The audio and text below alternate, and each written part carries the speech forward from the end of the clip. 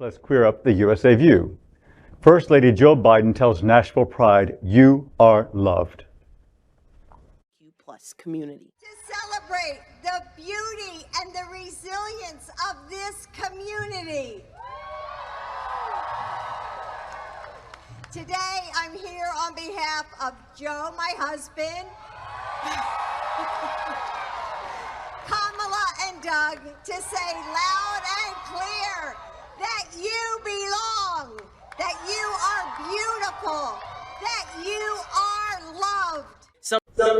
First Lady Jill Biden attended the Nashville Pride festivities Saturday to speak, sending a message from her husband, President Joe Biden, and her that they stand with the LGBTQ+ community in Nashville.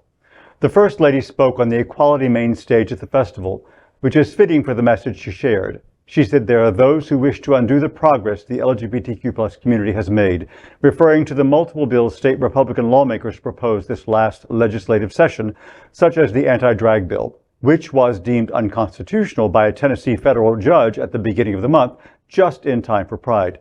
Dr. Jill Biden said that even though there are battles the community still has to face, this weekend is about joy and celebrating the beauty and resilience of the community.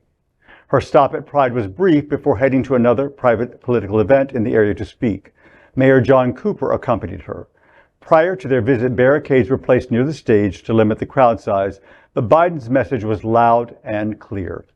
Wow, this is just one of those uplifting stories of which we need more of, in my opinion. And it reminds me that in spite of all the terrible legislation that we're seeing happening, we still do have the most supportive president we've ever had in Joe Biden. I mean, from day one and from before day one. So it's a great reminder that we do have that, and we have to keep plugging away, of course, but it's great to have some positivity. Yeah, Orlando, I have to ask you, as such a leading political advocate for our activists, for our community, seeing the First Lady go to a Pride event like this and speak on the stage, that just must have been center lane for you. It really was, and I'll tell you what I took note about, and that is that one of the things that we always say when a presidential election year is coming up is we take note about the kind of campaign that the candidates are running. Are they going into the red states, right? Are they going into the South? Are they going to rallies? Are they doing what needs to be done that while it seems superficial, it actually really inspires and motivates voters, and it does the kind of magic that needs to happen.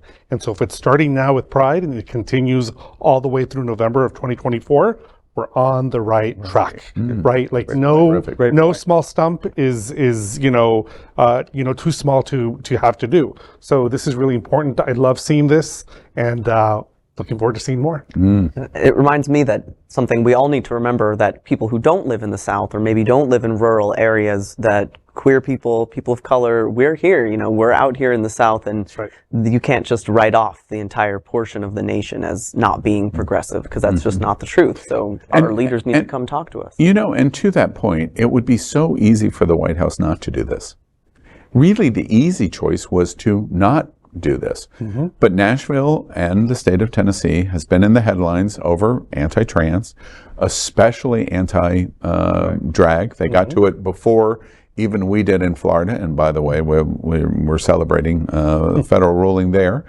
And we're watching a supermajority state legislature. Oh wait, another state has one, not just Florida, where a supermajority muzzles two black representatives in the state house in Nashville. And the White House's response is to voice opposition to all of those things, and we're going to throw in one of our big guns, which is to send the First Lady to Nashville to speak on. It really is a big deal.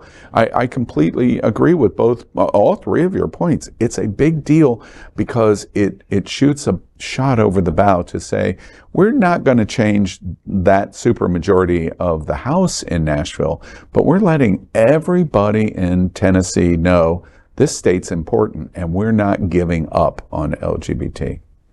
I think that's great.